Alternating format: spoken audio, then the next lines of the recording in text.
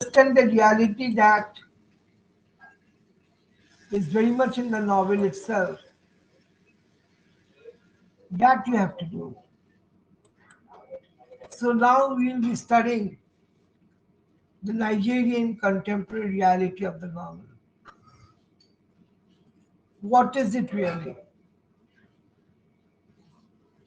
This novel is famous because of its contemporary Nigerian reality. I told you means you have to study a novel in details from the point of view of the novel it has been written and how Obi becomes a point of discussion for us. Really think of his fate, his destiny that lies with it. So, if we go with the novel, it is something like this. What is the Nigerian reality that is associated with this novel? Crisis in the soul. In Chinua Achebe, no longer at ease. This crisis has to be studied from this point of view.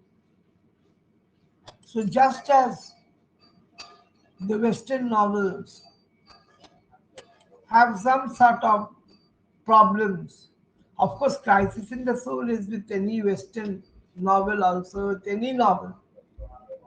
Just as Western civilization is going through the gyres of anarchy due to a lack of religious faith in Yeats' vision, because this novel's title is taken from the Yeats' title. So too in Achebe's novel, the onslaught of the white man, among other things, caused the displacement of the native societies, degeneration of native values, and unending chaos in Africa. It is one of these phases of chaos, namely the pathetic situation faced by those born at the crossroads of culture and therefore unable to owe allegiance neither to their own native tenets nor to the values inherited by them. All these have to be kept in mind. You have to keep all these in mind. You just can't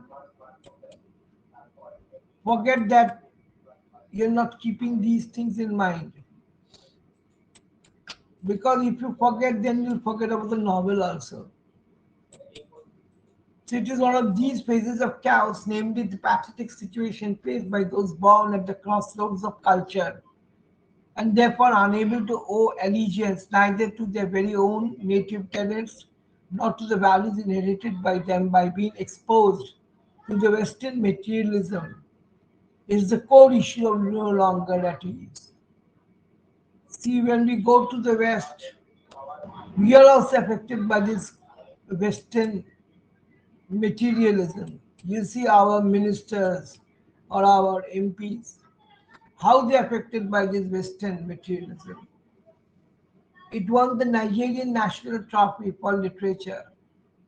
It is achieving successful attempt at anatomizing the evils that beleaguer the Nigerian society just before independence. With the advent of the white man, there is a loss of native values such as communal harmony, placing society above self, respect for the aged, and reverence for achievers, which resulted in the absence of self analysis and a stable code of ethics in the society of pre independent Nigeria. Lured by Western education and well paid jobs, the youth of the country do not hesitate to stoop to the levels of the immorality and dangerous permissiveness. Obi Okinawa, the central character in No Long at Ease, is a typically educated Nigerian young man who, to begin with, wanted to cleanse Nigeria of its evils. He thought that what he was a brilliant student with kit and kin, pool in their hard earned money to send him to England for further studies in accordance with the usual practice. Money was collected from the society and then he was sent to England to study law. In return, they expect him to bring honor and prosperity to the village But much to his consternation, Obi notices right from the time he lands in Nigeria that his country is no longer the Nigeria of his dream, but it has already advanced in corrupt practices such as bribe taking. Though his intentions are ideally good, Obi fails to carry them out in his life because of the negative change in values. While courage and inflexibility ruled the society of Okinawa, his grandfather Obi is a typical product of a modern era that makes motives and values a miserable amalgam, which we also see in our society. Whenever they go abroad, they turn into corrupted individuals. Thus, the strength of the novel does not lie in the characterization but in its brilliant description and analysis of situations and conflicts. Obi often ponders over ill advised traditions of his country, such as paying bride price, the Osu practice, and also the undermining of native values by newly ushered in material values like the English language. Now, you might be saying, what is bride price? It is same as we say in. We are quite accustomed about the mayor, the practice of mayor giving money to the girl side with the groom's side. And Western way of wearing life, wherein the important question in the cocktail circles is how the car behaving, as Achieve observes. The man who conquered us and colonized us also brought his language and his administration and his style of life and everything. These are some of the problems and some of the facts of our existence. Obi, a sensible young man who could question the unjust authority of Mr. Green, his English boss. He was stable enough to thwart the practice of accepting bribes in his personal life. But he didn't take bribes in his personal life. He is responsible for taking bribes in his personal life. He cannot disagree with it. He was stable enough to thwart the practice. He might be trying to stop the practice of accepting bribes in his personal life and was modest enough not to fall for the vanities usually associated with a foreign return. Yet Obi fall fails because, on the one hand, unlike the heroic grandfather Okunuma, he was not too decisive enough in his actions, and on the other, he lived at a time when an individual is rendered impotent to be firm about anything in life, either in personal affairs such as marriage or in public life where he cannot impose freedom of his will. Here lies the crisis of his life. On the domestic front, Obi testifies to the Ibo adage, mother is supreme, is the Ibo adage. He holds his mother in high regard and is constantly aware of her sacrificing nature. Yet a vehement disapproval of his intended marriage to Clara, an OSU girl, has him in shocked dismay.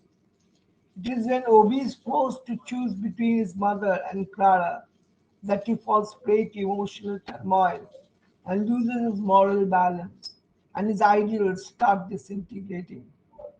After returning from his village to Lagos with his equanimity in sheds, Obi succumbs to the lateral events.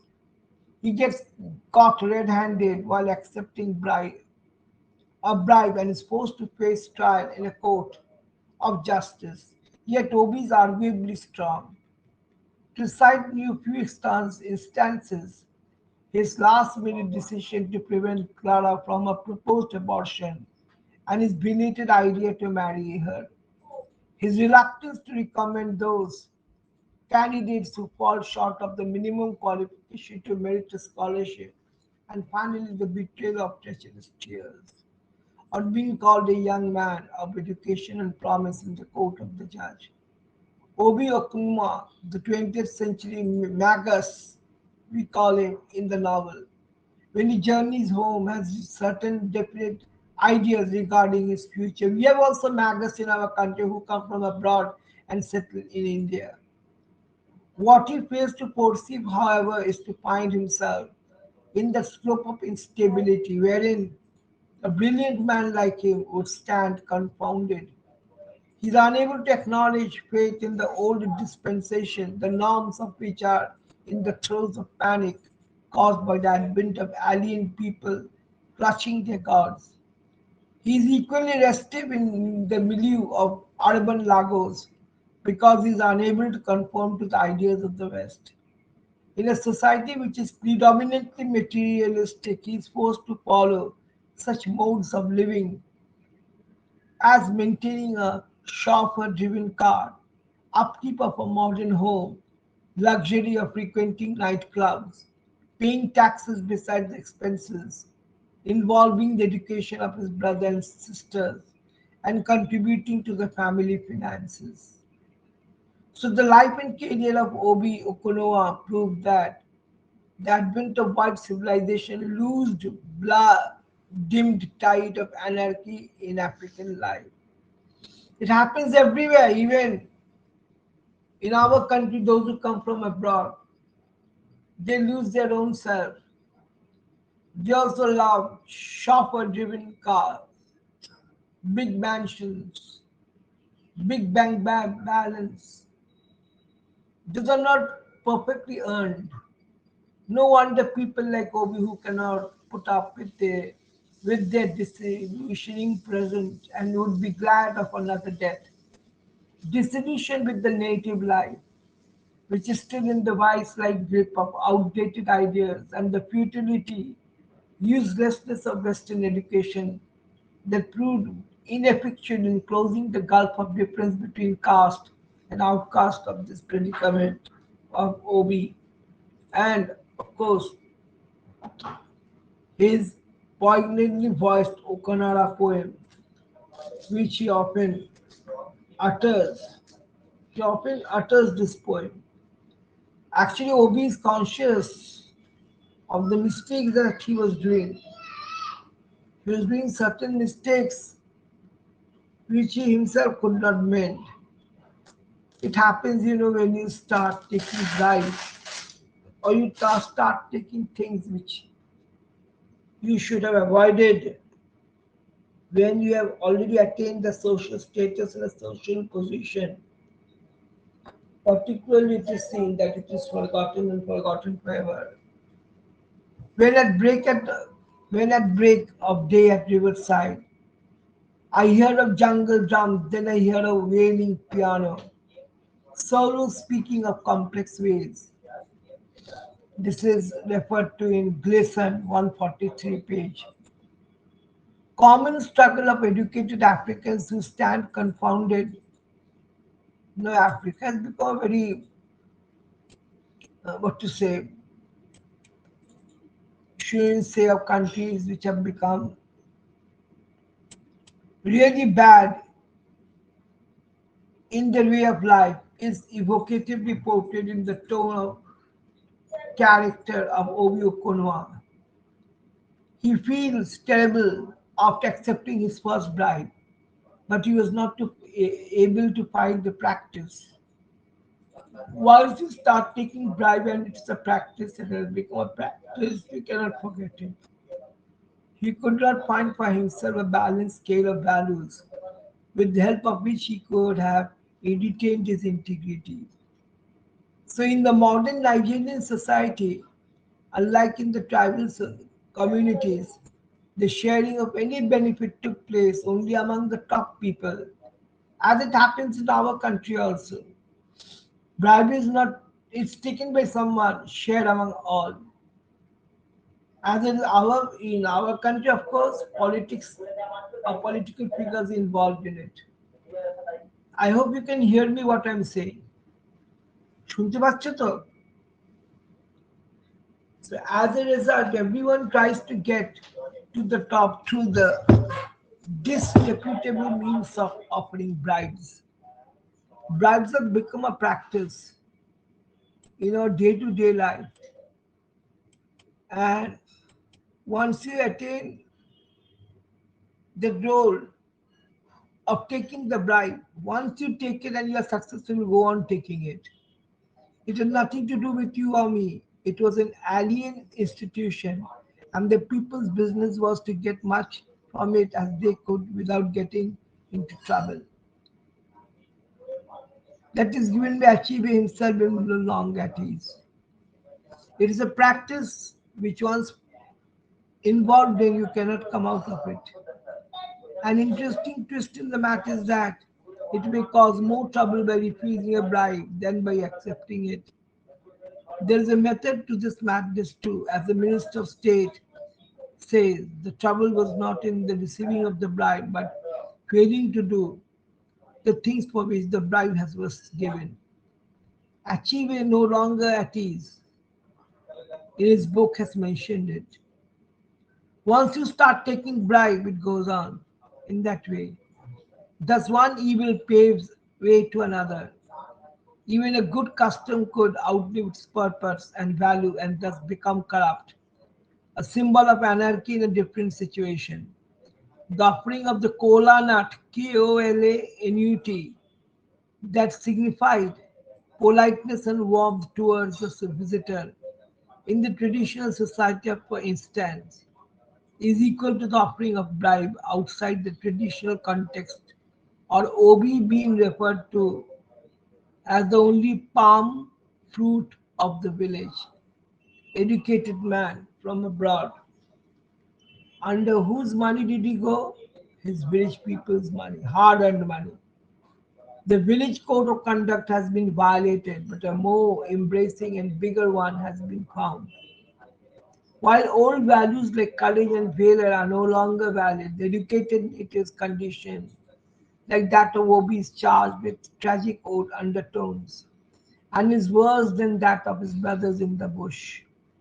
Achieve commends his abortive effort at education and culture, though leaving him totally redeemed and regenerated, had nonetheless done something to him.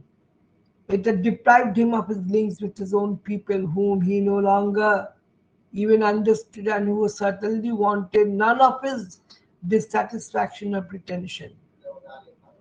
His people didn't want him to take bribe, but he had started taking bribe and became the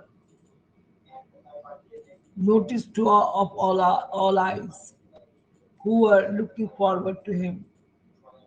Where then is the solution for the likes of Obi, whom we see by the dozens in modern societies? In our societies also, it is perhaps in evolving a culture of their own from the heritage handed down by generations, leavened by cosmopolitan experience, a result of close encounters with the colonizers, the British colonizers, the foreigners who come to rule over us. So, as the dawn among Indian philosophers, S. Radhakrishnan, you know his name, Dr. S. Radhakrishnan says, life is like a game of bridge. The players are dealt cards unknown to them, but they can play the game well or badly. A skillful player may have a bad deal and yet win the game, whereas a bad player may get a good and yet make a mess of it. People like Obi Okonoa can escape suffering, crisis in the soul by making right choice, like good bridge players. Their timely decision exercising control and freedom to expand according to the changing times and needs of an ever-growing society can help them get out of the iron hold of dogmas and retain their equanimity. We can be good if you want to be good in our society itself. We will, if really goodness prevails in us. The African is corrupt through and through. They are all corrupt, says Mr. Green. In Chinua Achebe is no longer at ease. When corruption becomes an intrinsic part of life and society's moral fabric is shred, not so much for its frailty, but because nudity becomes fashionable, as it happens in our day-to-day life. Because resources are scarce, the little that is available is amassed by a few in a rat race that smacks of deceit, defecation, callosity, and individualism as demagogues take up slots in the speeding gravy train that spews impoverizing fumes in its wake. So corruption becomes a part of life, just like the fumes of the train, of the steam engine. Corruption breeds animosity, anger, fear, frustration, and despondency, which are fertile grounds for civil strife. The heinous phenomena is not a new thing, for it is as old as human itself. What is only of concern now is the level to which it has grown, especially in Africa. Even in our country, the same thing is there. You cannot deny that. So, taking that in mind, corruption is such a practice that if once the practice becomes successful, goes on and on.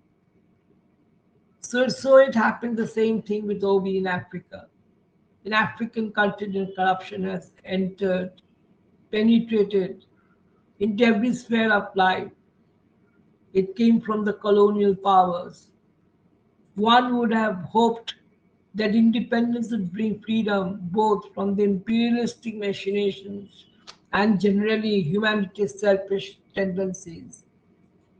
Did that happen in our country? Let us question ourselves first. We got independence, but we have become more corrupt than we were under the British regime. There could have been hope if hope is what is one usually sees at the dawn of each new day. But a close analysis of Chinua Achebe is no longer at ease.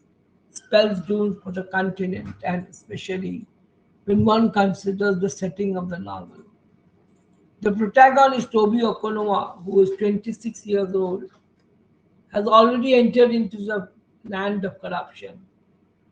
He's an interesting character whose tragedy is that he's an African born to African parents who believe that as Christians they must shun whatever is prescribed by the traditional customs of their people, yet remaining selectively in the same belief of purity of concept, of ideas, of beliefs, of action, hypocritically preferring to support those customs that justify what they want.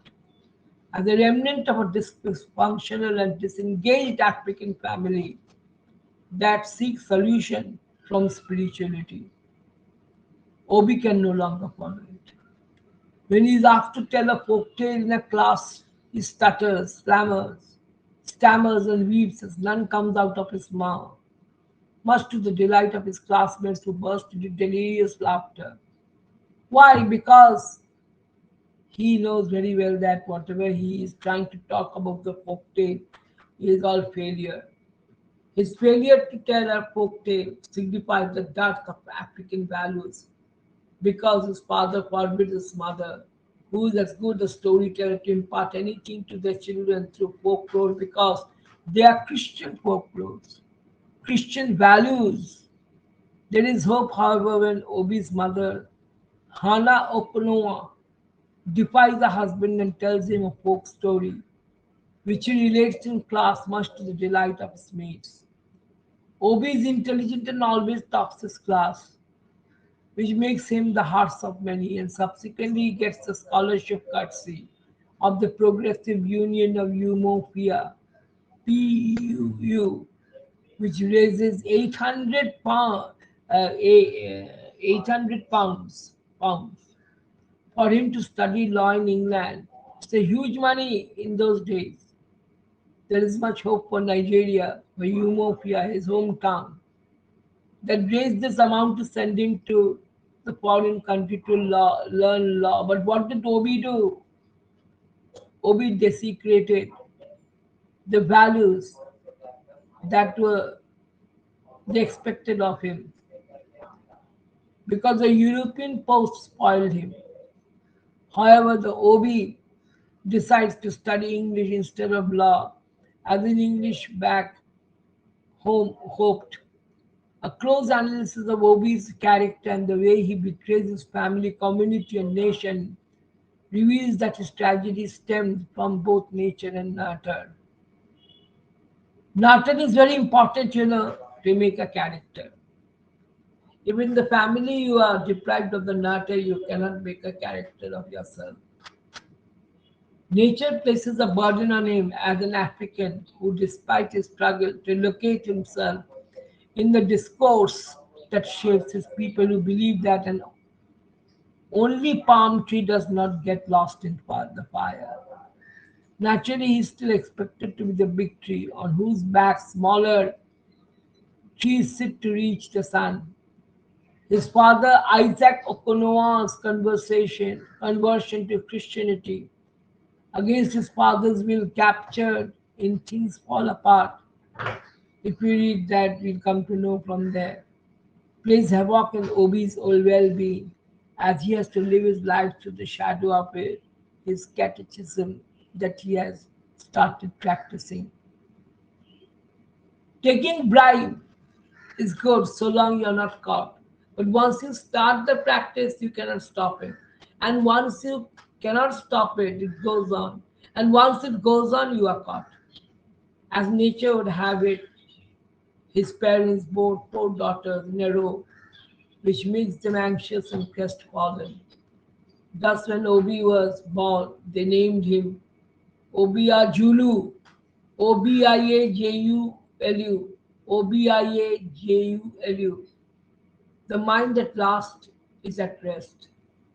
In most patriarchal societies, a child is said to be the inheritor of his father's estate as well as the future head of the family, which places a burden on Obi as the only child in his family.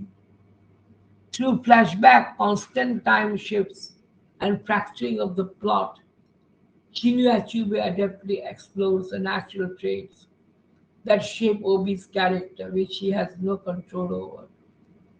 His procrastinating nature, as well as his alienation, can be examined through his father's foibles. Unlike his grandfather Okonoa in Things Fall Apart, who is violently inclined to take action without putting much thought into the aftermath, Obi, like Hamlet in William Shakespeare's Hamlet, delays action by dwelling much on thought, such that by the time he decides to take action, he would have been overtaken by events. Even in Hamlet, we have seen to do or not to do. That was a way that he took decision late, and whatever decision had been taken by him was taken too lately, when the stage was already littered with so many murders and blood. Obi's decision to study English instead of law, so as to be able to defend his people, his oppressed people who starved themselves to raise money for his studies abroad, is as deceitful as it is individualistic. An only boy child, Obi is nurtured in such a way that he believes in the individualistic nature of man. As a senior civil servant that he has now become in his country, Obi comes face to face with the ugly nature of the corruption which at first he believes to be a result of the so-called experienced men at the top. Yes, experienced men at the top, they do take corruption. They don't bother who sees them, who notices them. To him, those who are overstaying control of the civil service are responsible for the collapse of the civil society because corruption would have become part of them, having risen to the top of the power equions on the strength of backhanders and not intellect or skill. The protagonist hates corruption in a country where it is in vogue, which earns him insults from many corners. Naturally, if you start the corruption, you will be insulted by your own people who have once expected a lot of you. So, as the secretary to the scholarship board, Obi remains steadfast in his resolution that he would never accept anything, money, sex, or other favors from anyone, kin and kith included, to give favors of preference. And for that he becomes the beacon of hope for a new dispensation. Indeed, Western education can transmute the African coarseness into refined hope and promise, so it seems, but Obi fails to do it. He is no more a refined person, even though he has had a Western education. However, the materialistic nature of urban life, which is a colonial creation, impedes hope as the rat race Marx is set on again. So, as a senior civil servant with a European post, the protagonist swims in affluence as he gets a brand new pleasure car with a chauffeur, moves into an opulent neighborhood of the rich, where he is the only person of color in a block of flats. He's the black in a flat of whites. So you see, failure to disentangle himself from the spiraling depths that threatened to choke him. He has already fallen into the depth. He has already fallen into such a situation where, by cutting the cloak to his measurement, his lack of action pertaining to Clara, his girlfriend, whom his people and parents despise as an Osua outcast, because Osua outcast cannot be married to Obi because of a doubtful ancestry and his decision not to attend his mother's funeral, all go against him. He becomes the victim of familial, cultural, communal ties which restrict him and frown at his love for Clara.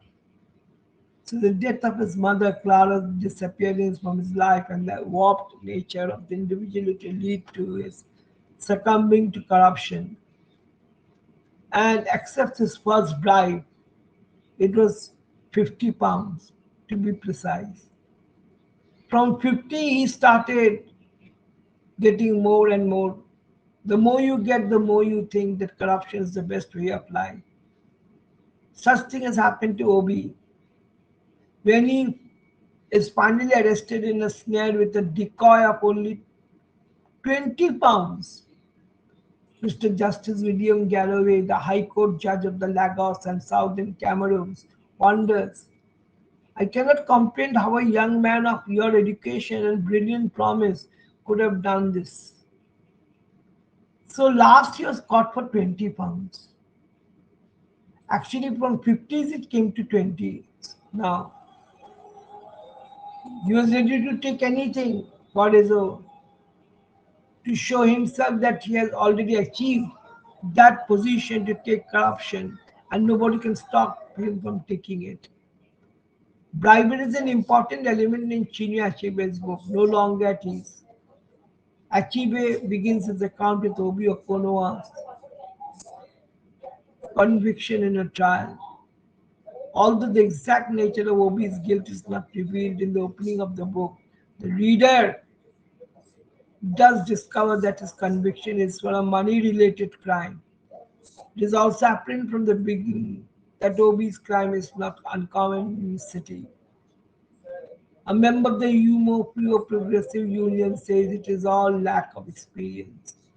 What others do is to tell you to go and hand it to their houseboy.